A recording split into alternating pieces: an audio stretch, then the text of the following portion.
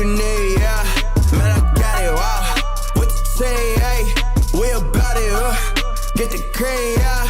Why you slacking? Why you talking all the top, boy, you capping? What you need, hey? Yeah, I got it, with the team, yeah. We about it, wow. Get the cream, yeah. Why you slacking? Why you talking all the top, boy, you capping? Yeah, why you capping? Why you capping, no? Feel like a rubber band, I've been snapping, no. Yeah, I've been up here with my team, so you know this what I mean. We've been going up like... Oh, what is going on, everybody? And welcome to a special Nights at the Roundtable prospect episode.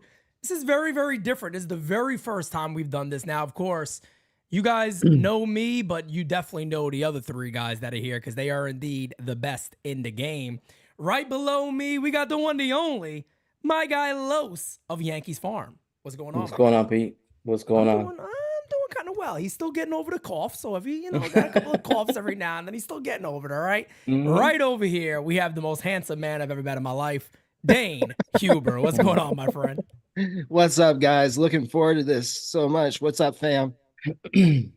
What's up, everybody in the chat? And then, of course, wait, Brophy, is this your debut on NYU? I think so, kind of. Okay, kind of. Well, you guys have seen his work, of course. But here is the man right there, the great John Brophy. John, how you doing? What's going on, Pete? Same old thing, different day. So, guys, this is really, really fun for me, and I think it's going to be a lot of fun for each and every one of you guys because one thing we've learned over the last couple of years, chat, is that Yankee prospects, some of these guys are more popular than a lot of the guys that are on the Major League club. Of course, right now, you got Jason Dominguez rehabbing. You got the Yankees got plenty of top prospects, and some of them not performing, and some of them performing extremely well. A lot of guys making names for themselves this year, and these are the three to tell you all about it. So immediately, we're going to jump into the Major League club. Surprisingly, we're going to talk about the Major Leagues because some of these guys have kind of come through, so through the system, of course. And the first big name that I want to ask you guys about, and I'll go to Dane first, is your thoughts on Anthony Volpe's season that he's had so far.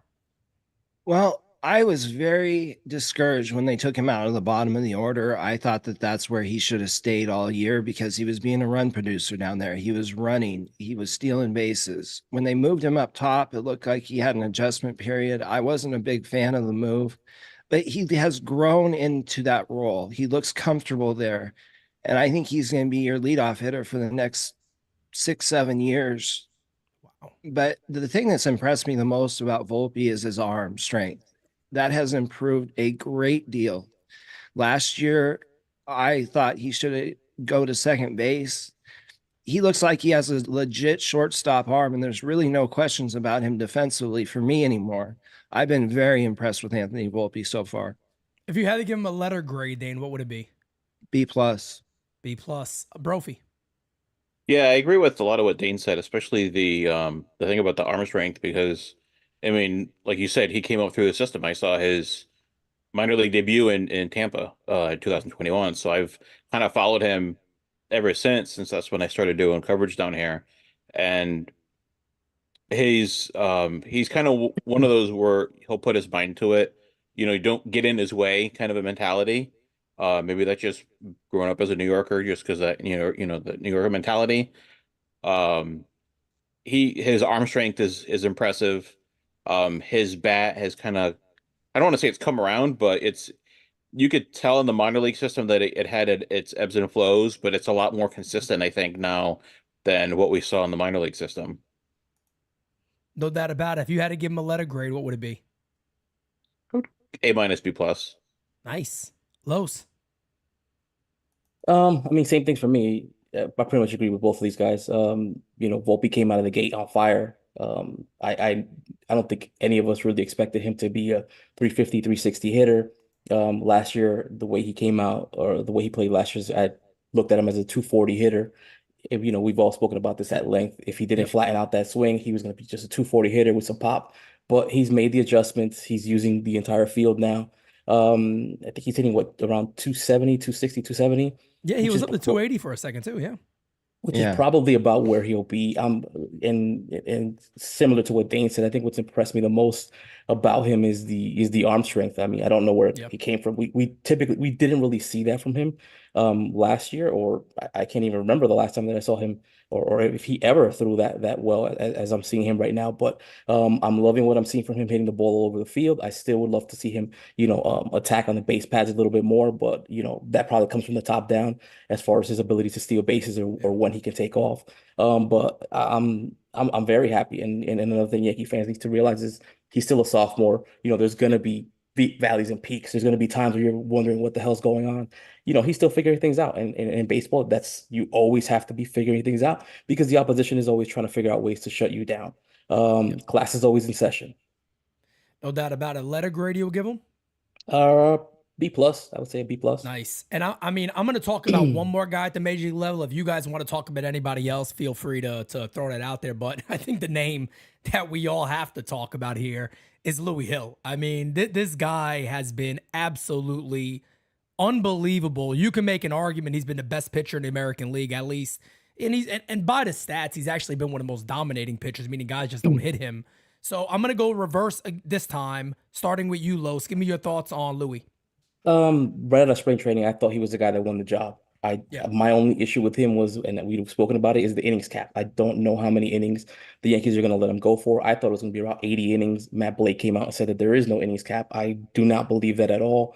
Agreed. I still don't know where he's going to settle in at, but what he's doing right now, I think he's got to be a front runner for Rookie of the Year.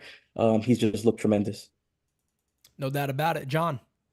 Yeah, I think he's another one of those situations where he came back from Tommy John and he's just better than he's ever been. Coming up, he came up through the system. I remember seeing him briefly in Tampa. I didn't expect anything like this. I think this is kind of what we expected out of Davey with the hype that we were getting out of Davey Garcia, and it never materialized. So imagine if we had Davey in this in the pitching rotation, if we had Luis Hill pitching like this, Clark Schmidt, maybe they wouldn't have gone after Rodon. Yeah, I'm sorry. that's possible. I'm sorry to break your heart there, Pete. But you did. I actually I choked a little bit there for a second. I'm like, come on, my Cuban brother over here got to stick up for the other Cuban. What are we doing over here? But no, valid, very, very valid points. I mean, and let's also remember, a lot of times we don't always give credit to the Yankee system. I do believe that was the Jake Cave trade, was it not, for Louis Hill? It was. Yeah. That's. I mean, look at that's paying off. That's always nice. Dane, your thoughts on him? Look, he's been absolutely dominating. He's only given up 27 hits this entire year. 7 of his starts, he's allowed 3 hits or less. He's been, if you put his numbers up to next to Garrett Cole last year, he's got better numbers than Cole at this time. Yep. The big thing for me was Louis Hill revamped the changeup when he was coming through the rehab, and that changeup has now become one of the better changeups in baseball, in my opinion. It is a weapon at the bottom of the zone. Guys can't hit it. He has everything that you want to see from a top of the rotation starter. And I think that everybody's got to be careful with him because you don't want to jeopardize that arm long term. Right. For me, I would give him an A. Oh yeah, I mean I don't know how you don't. I mean, with how good he's been, it's truly amazing. Is there anybody else at the major league level that you guys wanted to talk about? Austin Wells for a second. Oh, Wells, man, look at me forgetting about this guy. I forgot about him a second because we're going to talk about somebody in the minor leagues that's a catcher that I want to talk about. But go ahead. Sorry, Dane. Wells has been one of the unluckiest guys in Major League Baseball to this point. He's been hitting the ball hard, but it's just not falling. The one thing I'm not concerned about with Austin Wells is his ability to hit. We've known the kid could hit since the Yankees drafted him out of high school. They again drafted him out of college. So they have been on this kid for a long time. I just have no concerns with the bat. I think that we've seen Trevino in years past kind of take a step back when the innings get up a little high. The year that he won the Platinum Glove, he regressed after the All-Star game. I think if you start getting Austin Wells in the lineup more consistently around that time, you'll see him thrive. He's in the top 5 in framing. And the only concern has been the arm. And other than that, been a very, very solid defensive catcher. It's just he's got to get the bat on the ball more and have him drop in. But I'm not concerned about Austin Wells at all. Brophy, Los, you guys share any concern, or you're okay with Wells right now? I'm okay with Wells. And I kind of wanted to piggyback off of what Dane said with the arm. I want to say I timed him one of these games and it was like a 1.9 pop time, which is one of the better, up there as far as pop time goes. And it's so much better than what he was in Tampa. He's made so much improvement. Yes. And that was one of the things that I saw him working on when he was down here. It wasn't working on hitting, like you said, Pete. That's not something that they had a concern with. It was the defense. And he's a good framer partly because of ABS. Some people love it, some people hate it, but he told me that, hey, look, I like ABS because ABS tells me, hey, this is where this pitch is, and I can frame a little bit better moving up because I know where the edge of the zone is. That's the automatic system, correct? Yeah. Okay. Los? Yeah, I don't really have too many concerns with Wells. I would like to see him get more at bats. I don't know where or how that'll play out, but I mean, this is a kid who was pretty much a star on probably every single team that he's ever played on, and now he's having to take a back seat. There's probably an adjustment for him, and he probably doesn't like it, but you got to be a team player. He'll get his opportunities when he does, and he's got to just start making the most of them. Like Dane said, he's had tremendous bad luck as far as his batted balls in play. Eventually those hits will come. On the defensive side, I've been an advocate of his defense for over 2 years now. As much as people said, "Oh, give him a glove at first base, give him a glove at first base," let's give the guy a shot. Give him a shot. He's worked at his craft. The Yankees gave him the leeway to do so. Let's continue to just give him those opportunities and let him get those opportunities behind the plate. Yeah, if I had one prediction to make, I got a feeling he's going to play a lot more in the second half than he has right now. Trevino's just been a guy that's kind of slowed down a bit in the second half, and I don't know if that trend's going to continue because the Yankees have kind of done a good job of doing the balance act a little bit. I think all of us want to see Austin Wells get the majority of those at-bats, and Trevino's made the most of it, but like you guys have said, I agree. Calling these games a lot of times, off the bat, like, oh, that's ripped, and it's right to somebody. I mean, you've seen it so many times this year, even hard ground balls being robbed, and he's just had a bit of tough luck. But that'll do it for the major league team.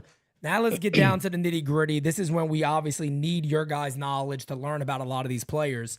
So we're going to start off with the best of the best so far in the minor leagues for you guys. We're going to talk about your best pitcher so far, your best hitter so far. I don't want to throw it. Who wants to go first on this one? I'll go first. To me, the breakout pitcher has to be Cam Schlittler. He's pitched to a 1.77 ERA, over 40 innings, 50 strikeouts. The guy has just been tremendous. Okay, hitter? On the hitter, I mean, for me, there's two guys. My other hit, I'm just gonna go with my other hitter first, which is Jesus Rodriguez. Jesus Rodriguez is the guy that hits just no matter where the hell you put him. But for me, the breakout hitter has to be Ben Coles. His name is not mentioned by anyone, and this is a guy that's just hit from day one, and he continues to hit, and no one even mentions his name. I think he just recently made the top 30 after the last Yankees trade, I want to say. Yeah. But Ben Coles has been a guy who has just hit from day one. And Ben Coles. Where is he at now? Is he in Double A? Somerset, yeah. He's in Double A. Okay. He's currently hitting about 330, 325. And he's an infielder, right? Yeah, middle infielder. Yeah. Middle infield. Okay, Dane, who are your guys? Lowe stole both of mine. Cam Schlittler. That's why he went first. He knew where I was going. Cam Schlittler has been absolutely phenomenal. This is a guy that was nowhere near our top 30 when we started doing the rankings earlier in the year. And now he's in the conversation to be a top 15 guy, I would say. He's 6'6". He's everything you want in a starting pitcher with his build, his stuff. He looks very good. And as Los knows, Jesus Rodriguez, I've been a huge fan of him for a long time. He's a career 315, 396 OBP guy. So he hits no matter where you put him, and he can catch, play third base, second base. He's played left field. He's played center field in the Venezuelan Winter League this year. And he can just play all over, and no matter where you put him, he hits. You don't know what he is just yet, but he's an extremely valuable piece for a major league club with all the positions he can play and his ability to hit no matter where you put him. Yeah, and just to let everybody know about Jesus Rodriguez, since both of Los and Dane said it, 157 at-bats this year, 5 bombs, 23 RBIs, 325 batting average, 399 on base percentage, and a 909 OPS. So I'd say he's having a hell of a year. Brophy. I'm going to go with, and I'm kind of torn about the pitcher. So my pitcher is going to be Xavier Marte. He has an ERA right now of 0.68. The rest of the stats, like the K through 9 and all that, I'm going to go to Jordan Mendoza, because Jordan Mendoza's K through 9 is 15.15, which is insane. As Yes, regardless of what level you're at. What level is he at, by the way? He's in the complex FCL. league. Okay. And then for my hitter, I'm going to go with Brian Sanchez, who, if you look at his profile picture on minor league baseball, he has a Mexican Winter League, and it's you really, really have to dig. I had to do a Google search of where his hat came from. That's because there's no info on where he played, but I guess he played in like the Tabasco or something like that. Old Mecos at Tabasco or something like that. But right now he has a 370 batting average. Actually, no, after today's game, he has a slash of 375, 474, 646, and 1120. Yeah, you got it on screen right there. Yep, that's how I got it right there. Yeah. Yeah, so he's been super impressive. Kind of reminds me, since we're talking about Jesus Rodriguez, kind of reminds me of that kind of a bat. If we're going to do comps. Okay. And he came over in the Jake Bauers trade, by the way, with Jay Savina. Yeah. Wow. Right. Look at that. So that's one thing that the Yankees have done a really good job of. Yes. Is finding these type of prospects at lower levels of clubs by dealing maybe a bench piece or somebody who just doesn't fit their roster well. They were able to flip him for something really good. This part right here, I think, is actually going to be really interesting. Hold on a second. Go So ahead. being that Dane wanted to take Cam, I want to just mention another guy, and that's Go ahead. Alan Facundo. Alan Facundo, the Yep. lefty at Tampa, he's pitching to a 2.40 ERA, 30 innings, 38 strikeouts, just phenomenal. I think in his last game he threw 5 shutout innings with 11 strikeouts. I wish I had video on him really quickly to pull up. But if anybody, have a Los is video going on to him. have it. Yeah, he has it on Yankees Farm. I didn't add that in here right now, but the thing that I find about him is most interesting, his delivery. Mm-hmm. His delivery is very strange. Like the way the ball even moves out of his hand, he has a filthy slide. He has one of those sliders that go to a right-hander's back foot. Yeah. I mean, Yeah. it's really, and even the really delivery, nasty. the arm angle is really funny too. And It's his almost arm like a angle, side yeah. arm 3/4. Yeah. That's probably And more of what it is. But if you see it, you can understand why it could be very deceptive too. The thing with Facundo for me is that last season he came out, he was a bullpen. He was a bullpen piece. He was a reliever in the FCL. He was very good. The season before that, I think he might have had Tommy John. He missed the entire season. But this year, when they put him in the rotation, I was wondering why the hell would you put him in the rotation? He was great out of the bullpen, but Yankees are proving me wrong in this case. And Facundo has been simply amazing. Yeah, we were both Yes, talking about that. He's been a flat stud. Talking about what he is right now. So again, he is in he's with Tampa right now. 30 innings pitched, 38 Ks. He's 1-1 with a 2.40 ERA. And I mean, it is one thing we talk about a lot when it comes to the Yankees, right? Is they don't necessarily have a lot of people that we can see that will help them from the left side. Yeah, you got your Brock Selvage, you got your Henry Lalane, but there's not a ton of names there. Is he one of those guys that you believe is creeping up to that level of potentially being a major league left-handed starter? Or could he be converted to a reliever, as he already has been? I mean, for me, it's a little too soon to say, but everything looks good from so far. From everything that I've seen, everything looks good as far as what he's done this season. Nice.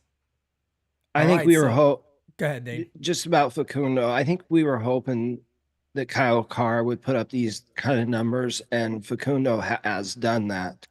I think he's kind of passed Carr as the third best lefty in the system right now. For me. So this part right here is going to be very, very interesting to me. I definitely want to hear what you guys got to say about this. So now we're going to talk about underperformers, guys who have just not lived up to what the expectation was. First, we're going to start on the offensive side of the ball. Let's go with Brophy first. Who has been an underperformer offensively for you? Roderick Arias. So Roderick Arias for the season is batting 211. In May, 82 at bats, he's batting 207. He's hitting the ball hard. So he has a 333 BABIP. So he's hitting the ball hard. He has three doubles and two triples, 10 RBI. Maybe that's in May that I was looking at. But yeah, he's like, I don't know if it's like a Jason Dominguez kind of thing where, he's not doing that great down here and then he's got to get moved up and things will kind of kick in. I don't know what the situation is, but him, and then I'm gonna add as a second one George Lombard, 229 season batting average, and then 217 in May.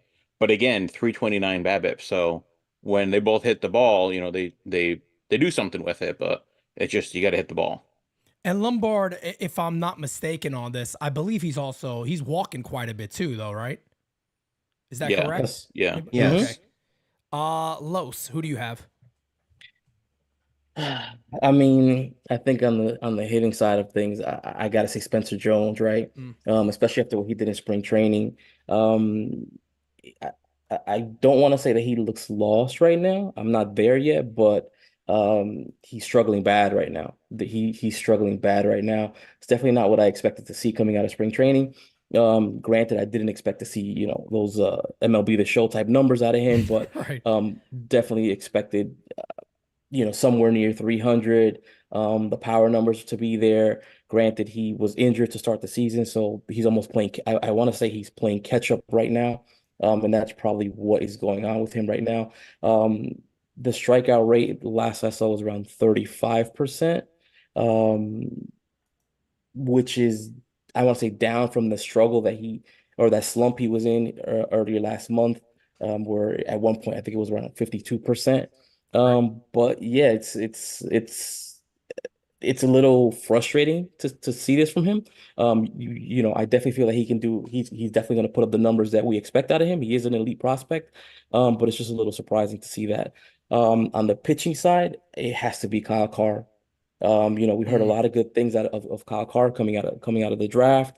I did read about how his velo was down a bit right before the start of the season. Maybe that's what's affecting him right now. But there's times where I just see him on the mound and he does look lost. Like he has no answers for what's going on right now. Brophy, give us your pitcher also. I didn't have one. I didn't have one ready to go.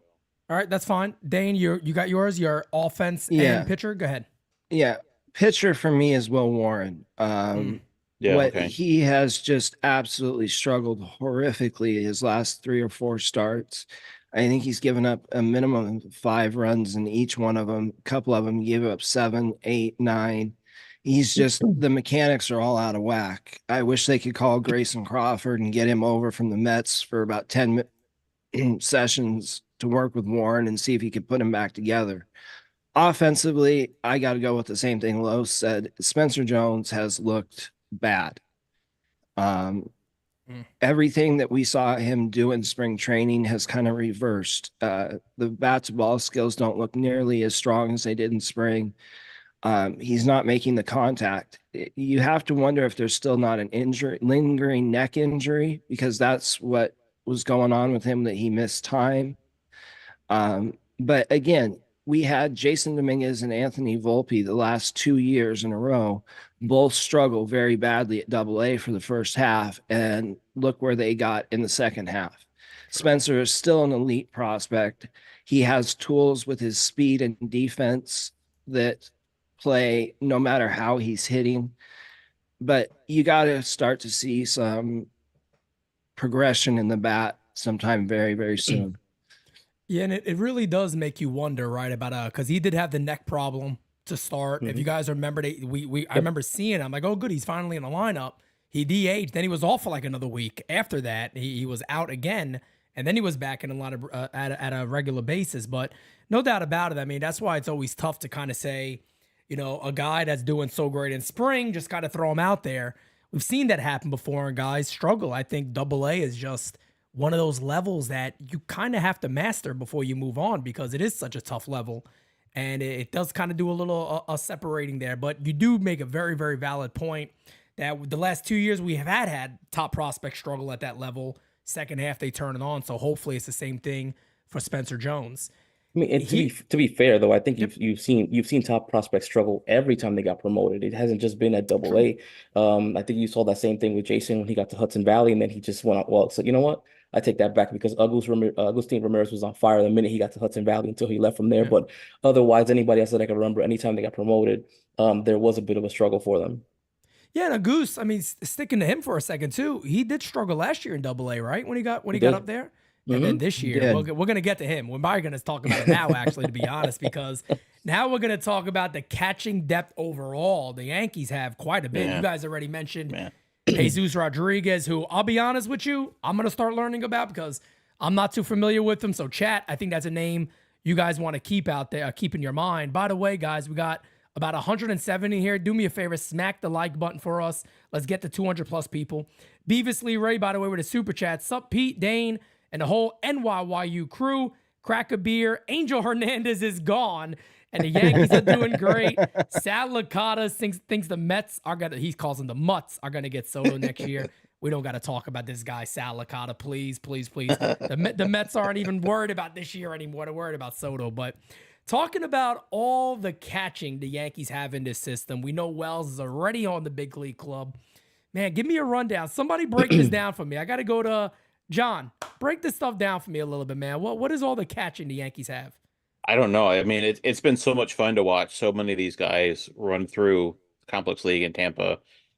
Jesus Rodriguez, Augustine, Wells when he debuted in Tampa. Now I have Edglin Perez. I mean, he's another name that I think is worth following. He's batting 333 right now. Whew. He's only striking out 7 times so far in 36 at bats, 13 RBI. He's got a pretty good glove. I would say probably middle of the pack as far as the glove, but the bat is, man, is one of the most impressive ones on the team. I think it's second best on the team right now. Wow, just to piggyback on what Brophy said real quick. Keep in mind, Edglin Perez is only 17 years old. He made, I think it was it Baseball America or was it Fangraphs top prospect list for the Yankees? I mean, whoever it was, I think BA. Okay, I was surprised because I told you, Dane, I was like, I don't know why he's making. Yeah, I was like, I don't know why he made that list because there's nothing about his offense that really impressed me. I think he hit 259 in the DSL. But then he sent me video of his offseason, and that's what really impressed me was what he was doing on the defensive side. So what he's doing on the offensive side of the ball right now, it's just simply amazing, like Brophy said. And if you want a quick breakdown of what we have at Scranton, you have Carlos Narvaez. At Somerset, you have Agustin Ramirez, you have Ben Rice, a level below them at Who homers Hudson today Valley. again, by the way? Who's that? Ben Rice. Oh boy. Benny At Hudson Valley, you have Rafael Flores, you have Omar Martinez. At Tampa, we have Tomas Frick, who's having a very good season. And Palencia. And Manuel Palencia, Edison Duran, and then the FCL, like you said, we have Edglin Perez, we have Josue Gonzalez, Anglet Urena, and one more guy. I want to say Peter Serrano. Peter Serrano's in Double A on the development list. I think he's like double pen catcher or something. Okay. So basically, what Los is saying there is that we're pretty stacked when it comes to catching in the minor league system. Is that a fair statement? Yeah, it's kind of like the Yankees have shortstops, right? They have tons of middle infielders. No doubt about it. Before I get to you, Dane, 1 second. Hunter Larson with a member chat says, thank you guys for continuously providing awesome content top to bottom of through the organization. This is the best place for it. Thank you so much, my friend. Dane, go ahead. Catching. Well, we are absolutely stacked with catchers. It might be one of the deepest positions in an already very, very deep farm system. But my question is you've got Trevino, who's around for another year after this year. You have Wells. You have Carlos Narvaez. You have Ben Rice, who's got to go on the 40-man after this year. You have Agustin Ramirez, who is already on the 40-man. And you've got Jesus Rodriguez, who's got to go on the 40-man too. They're not going to protect all those guys. So who is it that you move? Narvaez is the easy one because he's more of a backup catcher, but you have some difficult decisions when it comes to Rice, Ramirez, and Rodriguez. I think one of the things too, I'll just throw this out there real quick, just knowing the major league club, right, and how catching is a premium position. Many organizations don't have it, so I think as the deadline starts to approach, you'll probably hear a lot about the catching depth and the names the Yankees have, especially a Goose, especially Ben Rice. I mean, Ben Rice put up video game numbers last year, and it's like he's just saying, hey, I could do it again. I mean, it's really amazing because I didn't believe, Dane, I know you didn't believe for a little bit. I didn't either. Now it's kind of like you got to hop on that train and go, well, where do you fit this guy? What is he going to be? But that's just my 2 cents. And I think there's a possibility you're going to hear a lot of teams talk about those names. Los? You guys know I don't do trade talks. I don't like it. That's for Pete Dombrowski, all right? Yeah, exactly. I don't like it, man. I don't like it. But what I do know about, who moves and who goes is you have to keep Agustin Ramirez, see how far up that team he can get. As far as the other guys, I think Ben Rice could be a guy that you also move to first base. And as far as the other guys, like Jesus Rodriguez is a he's a jack of all trades. He can play multiple positions, and these things have a way of working themselves out in the end. No matter how stacked you could be at one position, they always just work themselves out. No doubt about it, Brophy. Yeah, I think they got to protect Ben Rice, especially because, like Lo said, you can move him to first base. He played third base in high school, so that's kind of a backup plan. If LeMahieu gets hurt again, or there's not a ton of depth on the corner side of the infield. Because first base, I mean, basically all you have is TJ Rumfield as far as depth in the minor leagues, and then third base. I mean, you got a bunch of guys that can move over, but there's not a lot of natural positions with that kind of an arm that you would have with a catcher. Jesus Rodriguez is really the only one that comes to mind there. No doubt about it. I mean, and it's just Lowe said it best. I think a lot of these things do eventually kind of just fix itself, but it's hard to kind of do the puzzle pieces right now when it comes to the major league team, because the thing is that I've been talking about this, and this is kind of getting back a little bit on the major league club, but I think everybody here agrees that the Yankees got to do whatever they can to add Soto. I think we all agree. We all understand that that's got to be a long-term thing, make him a Yankee the rest of his life. But then the question comes in at that point is, well, you got to put young talent around him, and you probably got to fill in some positions and go, hey, we got to try our best with this guy. We think he's prepared and ready for it. And that's what some of these positions are going to become. And that's why I like even what Lowe said about a guy like Agustin Ramirez. How can you trade him right now with knowing what he's done with the bat? How can you say, you know what, let's take that risk? I mean, I did see him play some first base, made a really nice catch thing over to kind of like leaning over at first base. I don't know what he is, what he is defensively. I do know TJ Rumfield's a Gold Glover defensively. If you guys had to kind of look at the landscape right now, there's possibilities coming at third base, second base. We know first base could become open. Another catcher, additionally with Austin Wells. The outfield's kind of stacked already. Who are some of those names that you would say fit in best? And where could they play? Could a Goose be a first baseman? I think he could as a part-time first baseman. I don't think you're going to put him there a lot unless he improves there a little bit defensively. He still has some stuff to work on defensively behind the plate. He's got a cannon for an arm, but I think that you would need to get him more reps at first base before we could really make that determination. Again, like they said, Ben Rice could play either position, and that power from the left-hand side, especially as a catcher, just the bat in total, is something that's extremely valuable. You don't find catchers from the left-hand side that can do what he's capable of doing very often. How is his defense at first? Okay-ish. So I wouldn't say anywhere near like a Rumfield level. No. Okay. No. I always know. I know the chat is going to be very, very intrigued by this because TJ Rumfield's a name that a lot of people are talking about. having a great year in AAA, but hasn't had the power numbers. Do you think that's going to come along? Is that something he's still coming into?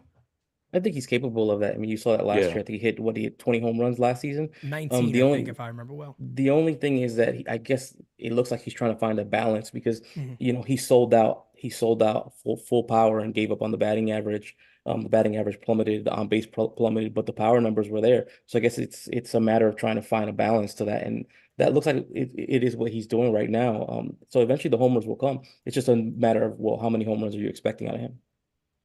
He's got the Brophy, I was gonna say, let's hear let me hear you talk about Rumfield a little bit, because you're the first person that told me about him at the complex, and I would like to hear your take. Yeah, he's got the frame because he's 6'5", so you can kind of figure like a judge sized kind of a batter.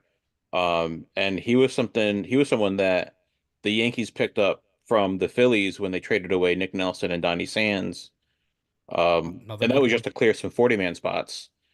And he came up on my radar because he had played in Clearwater earlier that year, and I'm looking around for video. I don't have video of other teams for the most part, not like I do for the Tarpons or the Yankees.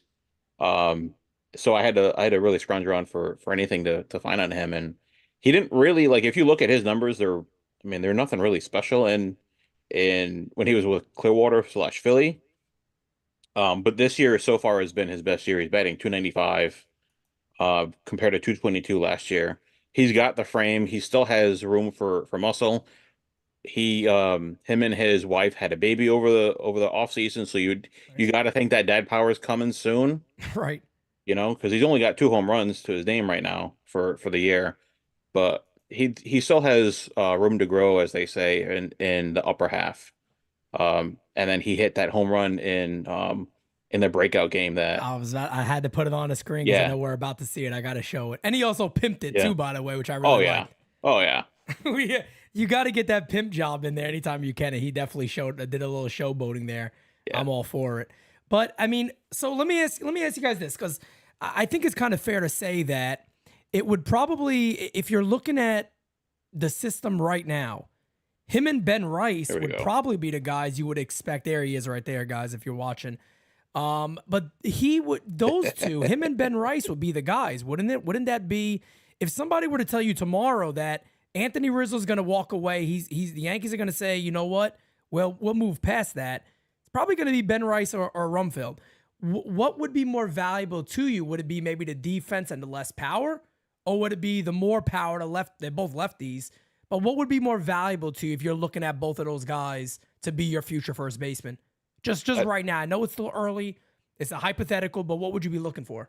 I'd rather have Rumfield there because of his size. He's 6'5", so he has that much more stretch to grab those terrible throws by like Glaber or Volpe or DJ or whatever. Sometimes they're offline. You gotta stretch to get those.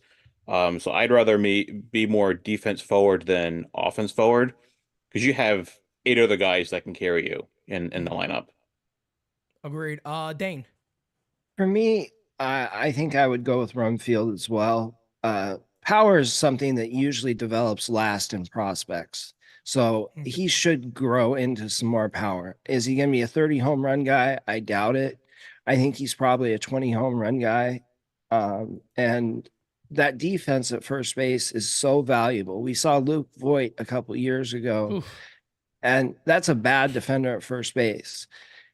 We have infielders, like John said, Glaber, Volpe, even Cabrera, that don't make the greatest throws at times.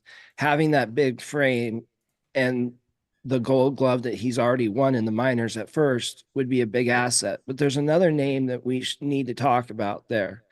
And a guy that you would think should get some reps there is Spencer Jones. He is that size. He does have experience at first base, and there isn't a whole lot of opportunities to get in the outfield. That Cody Bellinger role when he was with the Dodgers was he was playing some first base, he was playing some center field. If the bat comes around, that might be a legitimate option to get Spencer Jones bat in the lineup. Interesting. Los. I mean, I think it's probably I'm in agreement with Brophy. Even though I like Rice's ability to play both catcher and first base, and that power from the left side. I'm a huge fan of that, especially in Yankee Stadium. But yeah, you I don't think you could really put too much of a you can't understate how much a good defensive first baseman can do for an infield. We've been spoiled for a few years now with Rizzo, and before that Teixeira. But so yeah, I'd probably go Rumfield. Definitely, no doubt about it. And I know Hirsch. I'm assuming that answers your question of who's the better defender. T.J. Rumfield, he did win a Yeah. minor league Gold Glove, correct? Mm-hmm. Okay, so he does obviously have that, and that's you hear that so much with fans across the board, and it's not just Yankee fans. Throw this guy at first base. It's such a weird thing. First base is a premium position. If you find a good defensive first baseman that can hit at the major league level, I mean, you got to be excited. You got to be happy. And yeah, I think he's definitely one of those guys that can do that. So now I got let's you beat, Pete. I got you beat. I had someone write a comment on the video talking about how Jason Dominguez should learn to play third base. oh my God, no. Third base? Oh, wow. Man. Yeah, that definitely got me beat. I mean, I got a lot of Sotos at first base and stuff like that, but man, oh man, Dominguez to play third. Matter of fact, believe it or not, now that you said that, I had a comment that said if he could play second base, they should teach him second. Now that you said that, yeah. I just remember that because you said, and I responded back with big no. Really big no. I don't want to hear it. Don't do it. But here's a name that, well, speaking of second base and third base, super utility potentially. Give us your guys' takes. I think he's on the IL right now, but a guy that's getting a ton of attention is Caleb Durbin. This guy obviously came from Atlanta system, moved to the Yankees. And man, oh man, I mean, he has kind of grabbed the attention of a lot of fans out there saying, is he a replacement for Glaber? Who is this guy? Get him up here. Give me your thoughts on him. Brophy, I'll start with you. Yeah, when I was watching him do the drills with some of the other infielders in spring training, because that's really the best time, if they're invited to Major League Spring Training, you can kind of get those placements there. And I think his size, because he's 5'6", 5'7", something like that. I think his size really lends to the agility that you need to be a middle infielder like that. Yeah, he's 5'6", and he's one of those guys. In cleats, yeah. But yeah, I really liked him in spring training. I haven't seen too much or of the Scranton games, so I can't speak to how he's playing now. I'll leave that to Dane or Los, but yeah, I mean, he was so impressive in spring training because came into it like, who the hell is this guy? Yep. And then, he just went on the radar just like that. Los? For me, Durbin popped up on the radar last season. I think he got really hot at one point. He was hitting well over 300 right before he got injured. I believe he got injured and cost him the rest of the season. But this year, he's hitting about 300. I know he's on bases over 400. His walk rate is about 13%, and this K rate is under 10%. For me, Caleb Durbin is a prototypical leadoff hitter, one the Yankees haven't had since I don't even know when. The guy just makes a lot of contact. When he's on base, he's causing havoc. I love him in a leadoff role, especially the fact that he can play multiple positions. To me, just increases his stock even more. Dane? This is a guy that can play all over the infield, and he can play some outfield too. He's played center field and left field in AAA. He's played some second base, third base. He can play all over. He's got 20 plus stolen bases already this year. And the speed is a true 70, 75 grade runner. I don't know that he's a starter, but he could be an incredibly valuable bench tool that works his way into a starting role if that's what needs to happen. I think he's a guy that you keep on this team that could be a speed and defensive replacement late in games. He could have all sorts of roles, and he's a very, very good, fundamentally sound player. Would you say that a current Yankee is a decent comp for him? Just got injured, John Berti. Would that be kind of a similar comp? Good speed, smaller guy, could hit for average, runs the base as well. Not quite the arm.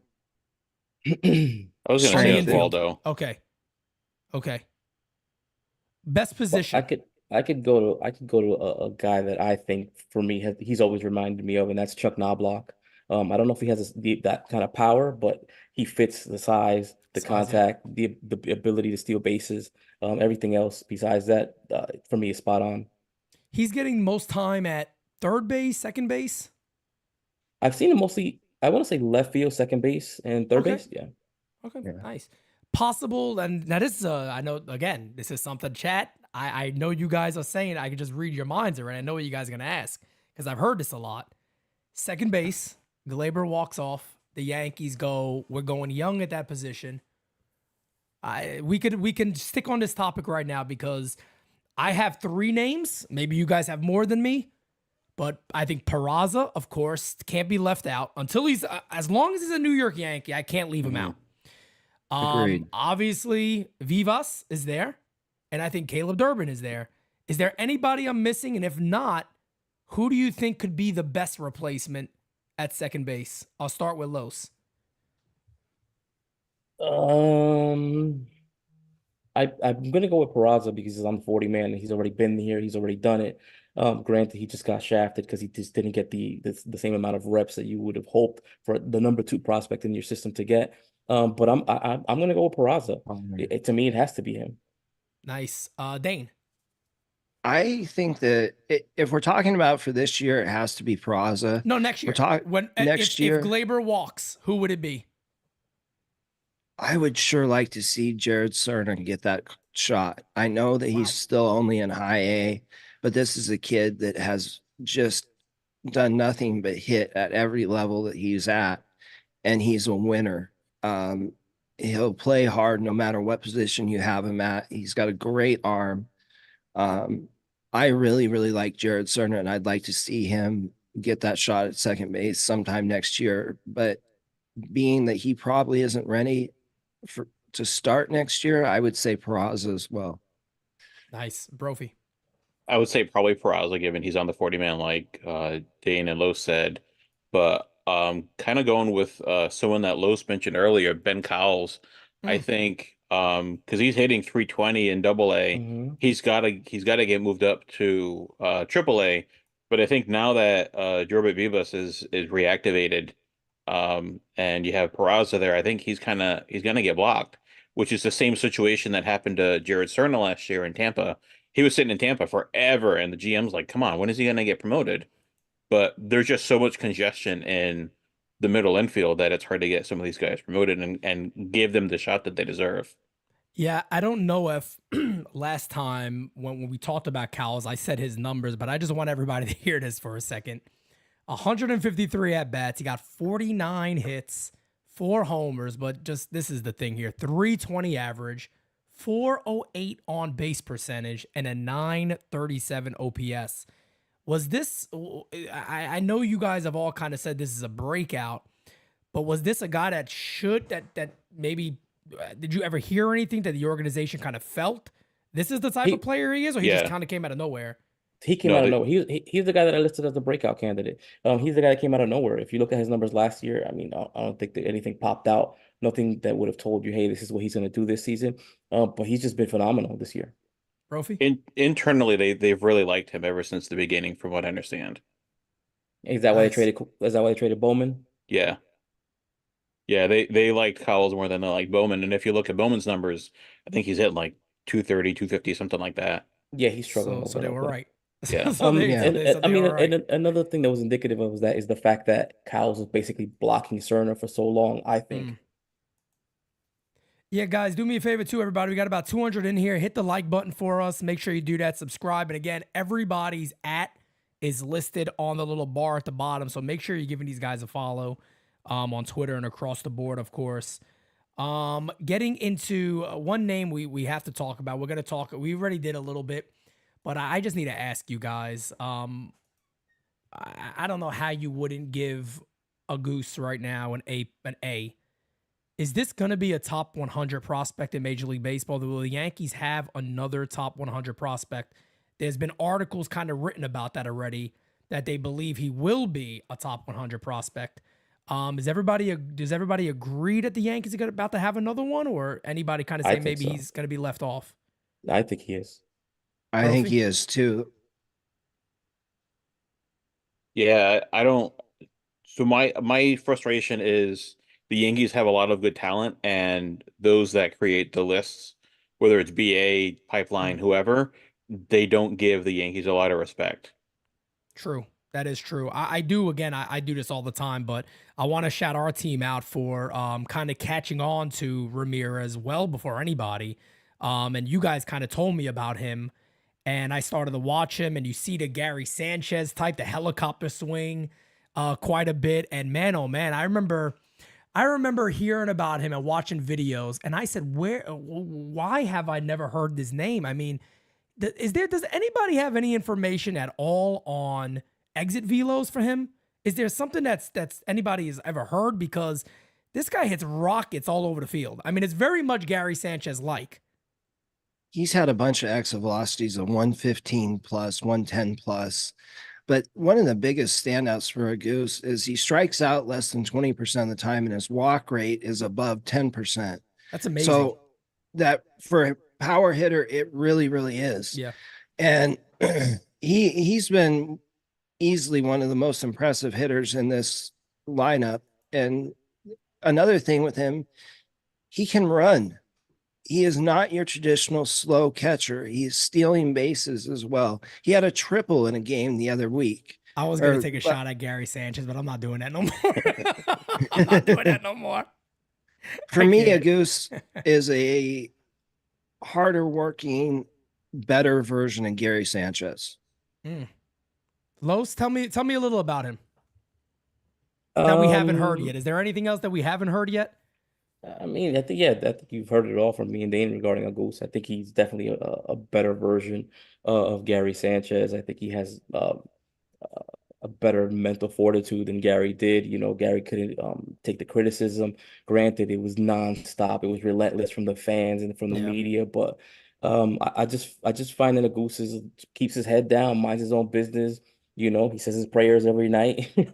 He eats his home cooking, and he just goes to work. He just goes to work.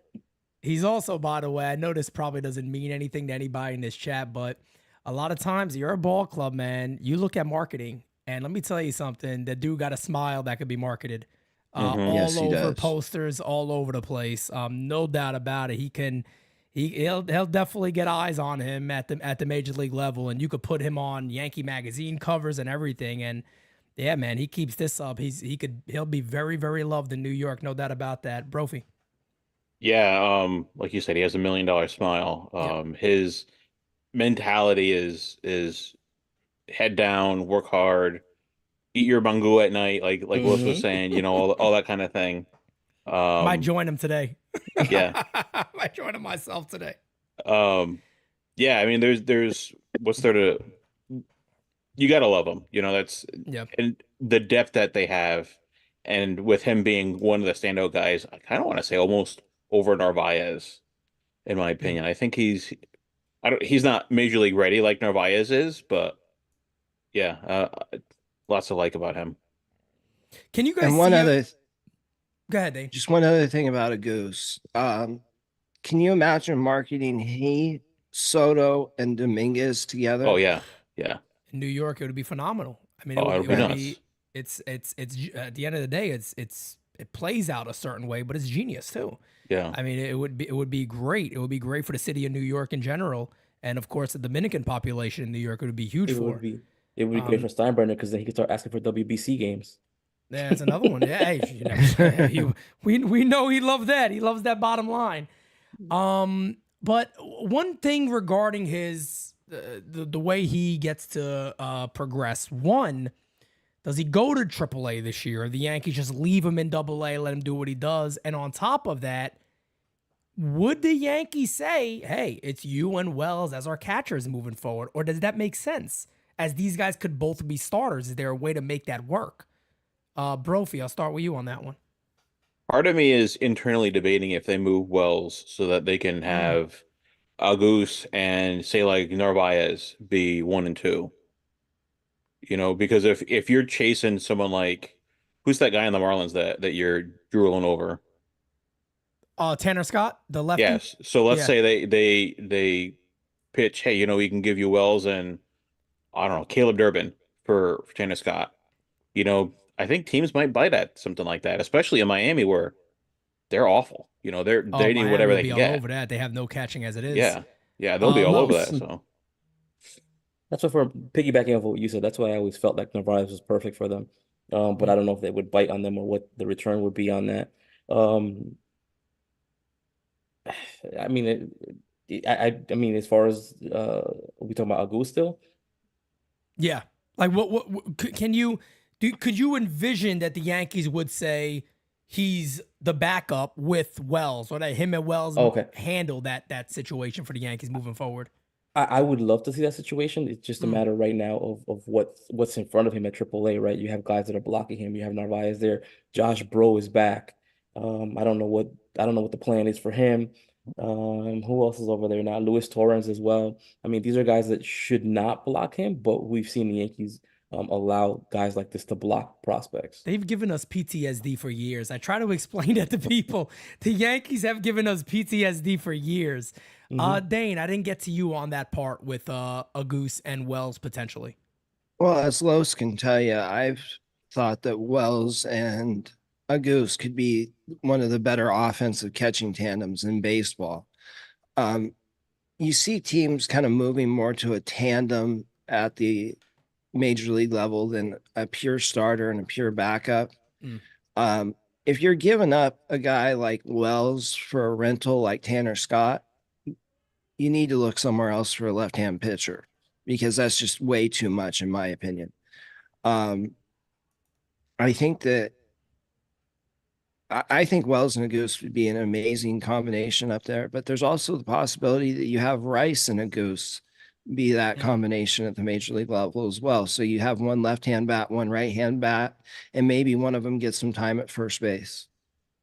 No, it makes sense. It's going to be, like I said, man, there's a lot of pieces to this puzzle for the Yankees roster. And I do think they're kind of going to be, they're going to be a little forced, I think, to go young with a lot of these guys and give them kind of the Anthony Volpe treatment, where it was kind of like, hey, you're the guy. We got Soto locked in, let's just say, for an example.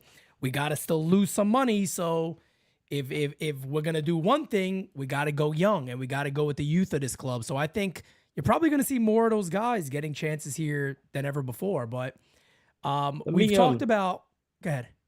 I just wanted to say in regards to the trade front, man,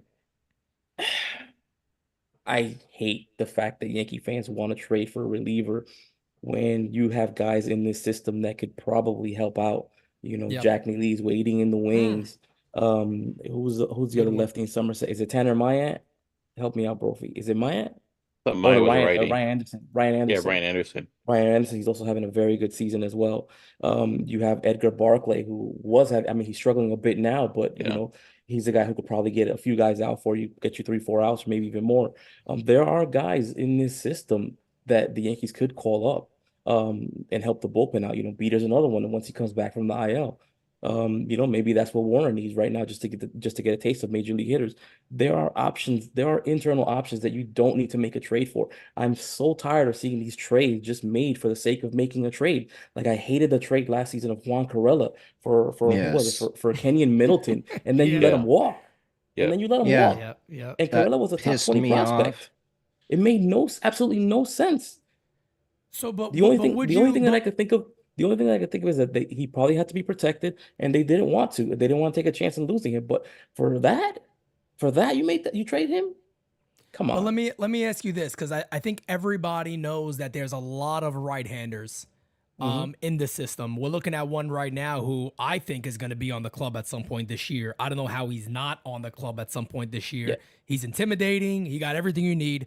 That's Neely that you guys are looking at right now. And he's doing this at AA. And he is just, I mean, he's dominating at AA. And he has what is he, 6'8"? 6'8". Yes. It's huge. I mean, this is a guy you're probably going to see. But I think the question more for everybody is, you know, Caleb Ferguson has not worked. Gonzalez has kind of been Who are the lefties in the system the Yankees have that they could utilize this year without making a trade? Is there anybody? For me, I think it's Barclay and maybe Ryan Anderson. Okay. But there's not a crop like there is the right-handers. No. And No, then there that usually there never isn't. is going to be, of course, because lefties are a little different. But Mhm. the Yankees have a ton of right-handers there. If you guys really quickly want to talk about Neely, because I think he's a guy, and we're going to get to kind of who could help later in the second half.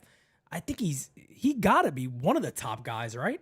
I've Yeah. been saying for over 2 years that I thought Jack Neely has, I mean, that Neely has closer stuff, and he's just been absolutely amazing the last 2 seasons. He's had he's well, not back to back, but he's had several games where he comes into the game and strikes out 7 guys in a row. He's just been phenomenal, day in and day out. Pencil him in, take it to the bank. Neely's going to close out this game.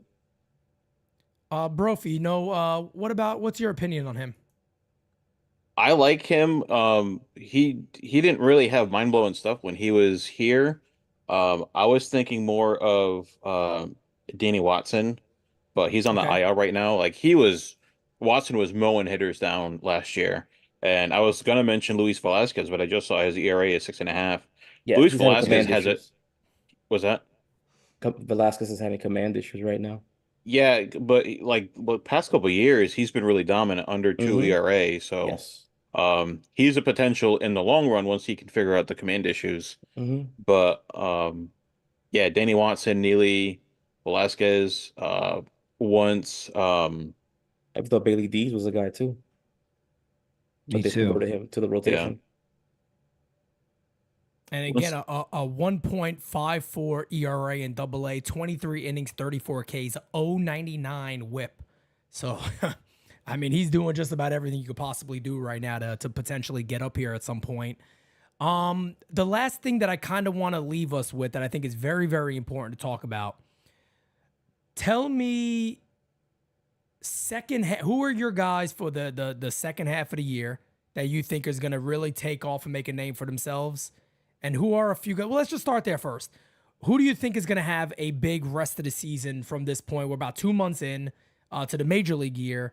Who do you think is going to turn it around, or not even just turn it around, but who's going to have a big year for the remainder of 2024? I'll start with Dane. I think Chase Hampton, when he comes back, is going to have another big year. He's someone I'm not sure with the rotation depth that we have that he necessarily sticks in the rotation long term. He might have to break in the major league level as a reliever, a la Clark Schmidt. But this is a guy who was just absolutely dominant last year, and he's getting closer to throwing off a mound. Last I was told, and I think he's going to have a big year.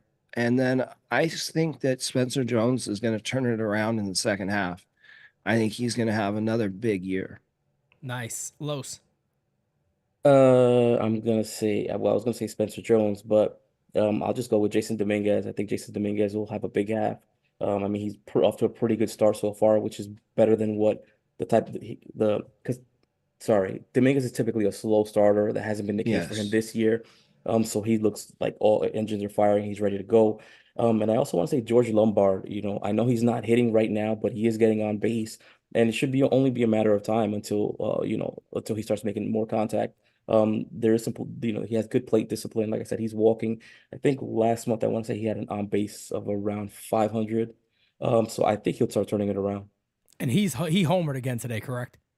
Jason did, yeah. Yeah. Yeah. Jason Dominguez. Man, oh man, it's funny that we've done almost this entire show. We have not talked about Jason Dominguez as much as you would think. But man, oh man, what a talent. And I'm extremely hype for Jason Dominguez this year. And it's going to be interesting to see however it is, if he does, get back to the major league level, not at his doing. I mean, the Yankees are kind of stacked right there, but we'll see if they make space for him somewhere. Bro, for your breakout guys the rest of the way. I'm gonna do a picture of I don't know. I'm kind of going between Chris Bowe and Ryan Harvey. I'm gonna go with Ryan Harvey. So Ryan Harvey has under 3 ERA in May. He has 1 earned run in the last 2 games, 10 and 2/3 innings pitched, a whip of 0.078 in May, K through 9 of 10.71. He's been really fixing things up. Like if you kind of look at his just kind of reading the stats, he's been really fixing things. Carlos, did you see him when they were in Jupiter? He would have pitched Saturday. Who's that? Ryan Harvey. He would have been the starter Saturday. No, I did see him on, but I did cut a video for his previous game, the game before that. He was Yeah, I really good think in that game. his command has become a little bit better. Really, the whole Tarpon's pitching staff has really Yeah, turned they had things a around in May. Was he one of the lower draft picks that are kind of just like really coming on now? Yeah, yeah, I think Okay, it was like 18th round or something like that. nice. Yankees got a knack of doing that too. They And get these guys at lower levels that have really been yeah, phenomenal. I'm going to throw in another pitcher just as a reliever. Okay. Montana Semmel's having a monster May, 0 ERA in May, 10 and 2/3 innings pitched. Last allowed an earned run on April 26th. Hmm. So he's been with the system for a while. I think 2018 or 2019 when he was drafted. So he's kind of struggled, but I think he's finally found his groove, and I'm hoping to see him in Hudson Valley before too long. And as far as a hitter, Jackson Castillo has been really impressive, batting 286 in May, 63 at bats, 6 doubles, 3 homers, 12 RBI, 6 of 7 stolen base attempts. So he's only been caught once out of 7 attempts. So I like what I've seen of Castillo. Not super fast, but Mhm. he's got the bat, he's got the glove, he's a center fielder.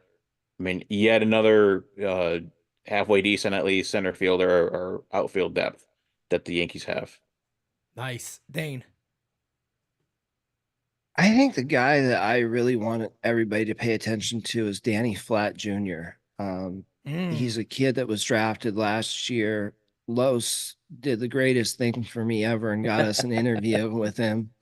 And this is a kid who came out very late in the draft. I think he was a 17th or 18th round pick. Mhm. And he was 6'5", threw 95 miles an hour, had RPMs over 3,000 with both his curveball and slider. He's a very impressive pitcher, and he's someone that really could make a big impact going forward. And then you mentioned that he has a couple of what is he? He's a mid 90s guy with some really good breaking stuff. He's got a Yes, fun midnight. curveball. Yeah. There you go. That's him right there on the mound, guys. And was he a recent draft pick? last Yeah, year, high last school year. kid. Last year. Ah, okay. So he's coming on he's coming on the scene quick here. Yeah. Yes. Wow, big year, nice. And did you have a offensive player? I'm really hoping Rock Riggio figures it out a little bit. Hmm. I love the personality. I love the flair. I love the I love the way. swagger. Yeah, that's a better way of saying it. I see a lot of Dustin Pedroia in him.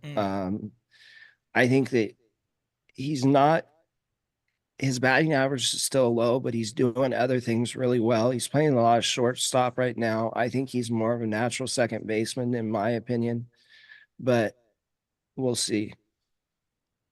All right. I mean, for me, I'm gonna throw one offensive name out there that I think is really gonna put it on in the second half, and that's Roderick Arias. I think that talent's gonna come through, and I think he's gonna have a big second half that's gonna have a lot of people talking about what he could potentially do in the future. So this is a fun question. I think it's kind of an easy one, but it's on the agenda, and it definitely makes sense. Give me a name or two that will help the major league club this year that's not currently on the major league roster. Dane. Clayton Beater, Yoendry Gomez, and Jack Neely for me. Gomez is already in the roster. Yeah, he's 40 man. He's already on the 40 man. And he's on the team But right now. he's not on the 26th. They sent him I mean, back He's on I'll the down. take it. team. I'll Oh, take they- it. I'll take it. Cheating. He's cheating over there. Los. I'm gonna just throw one name out there. No one has mentioned him. It's basically it's Alex Mauricio. Mauricio's a guy who started the season in Lefty, Hudson right? Valley. No, he's a righty. Started the Oh, season okay. in Hudson Valley. He got called up to Scranton to AAA, and he's done nothing but perform. He's 27 now. He's pitching to a 105 ERA over 25 innings, 207 average against. And he has a good story. He quit baseball, I think it was in 2019 or 2020, and then he came back. Did we see him in spring training? I don't know. No, he if wasn't we saw invited. him. Oh, No, okay. okay. I don't know why. I feel like after just seeing his picture, let me get this off the screen. He My bad, was guys. added. They went to Washington last year, Mhm. and he pitched in Washington, I believe, for like an inning or two. It was like one of those Interesting. weird. I don't remember what the situation was. It was like the preseason stuff that they do or something. It was something like that. Yeah, So I wow, mean, he this has is to really me. nice numbers too. Yeah, this is a guy that he's 27 years old. Yankees have nothing to lose. He's one of those guys that Yankees don't mind throwing out here and there, and just to see Right. what he can do. And he's a guy who's earned it. 27 years old. It's about that time. Agreed. Brophy. I don't know about AAA. Like we're talking about Jack Neely and that kind of thing. I'd like to see Ryan Anderson get called up. He's been putting up pretty solid numbers of late. And especially since I really, when I saw him down here in Tampa, he really struggled. He had a 10 ERA when he was down here in Tampa. And then now he's sitting 3.25 for his ERA. He had a 2 ERA last year. He's got a lot of really good pitches. He's really, really figured out his command. And you can't sleep on a lefty arm with that kind of size. I was gonna He's say, yeah, 6 kind of foot like 6, left-handed.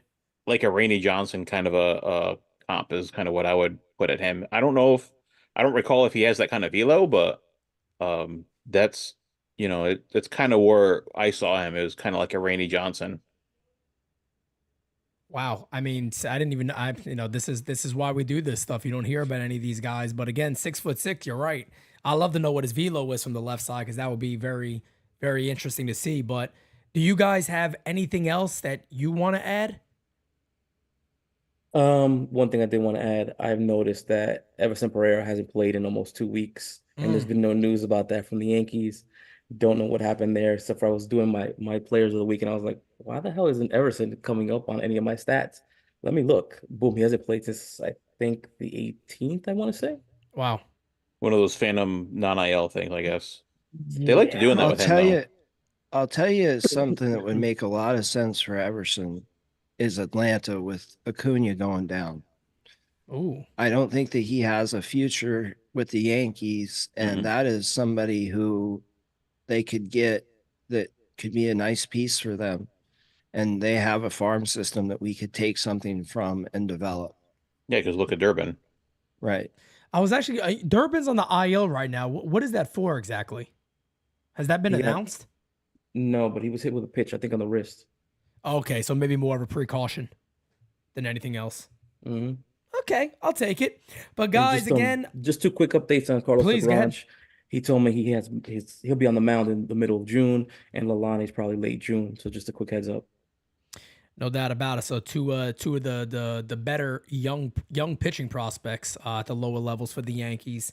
Definitely want to get them back in there. But guys, just a brief update for everybody. We of course have game season live coming up right after this, post game season right after that. So we got a full schedule for you guys. But I know you guys liked it based on the turnout. We've had over 200 people in here, so I think that just means we're gonna have to do it again. We're going to definitely have to do this again. I know, shout out to Kev. Kev really wanted to be on this, but he wasn't able to because his son had a game. So maybe next time it won't be me. It'll just be Kev and these three here. So, but this was absolutely awesome. I know I learned a lot. There's a couple of names, Jesus Rodriguez being one of them, that I'm going to keep up here to keep looking at for the rest of the year. Facundo is the other guy, right? Alan Facundo, is that correct? Yeah. Mm-hmm. Lefty. I think you guys should definitely keep an eye on him. But again, play this back, everybody. If you forget some of these names, you know what to do. Play it back. We got it covered. And of course, make sure you subscribe to Yankees Farm. Los does a tremendous job over there. Brophy, I know you have your channel. It's the same exact thing as John Brophy Baseball. Basically the same as Twitter. All my handles are J Brophy Baseball, whether it's Facebook, Instagram, TikTok, everything. It's going across the screen right now, guys. So make sure you're following. And Dane, all right, we know enough about you already. We don't got to talk about you no more. But guys, you are awesome. Thank you so much. Stay tuned. Game season coming up right after this. Everybody in the panel, you guys are the best. Thank you. Thank you. Later, thank guys. You. Thank you so much.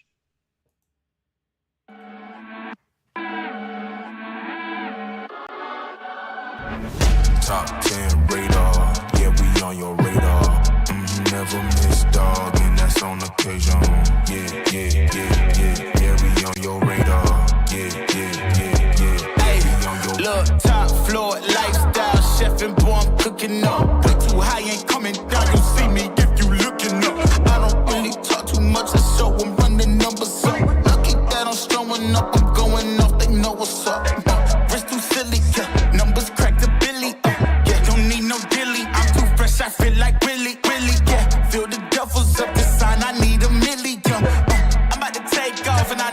on they radar. Top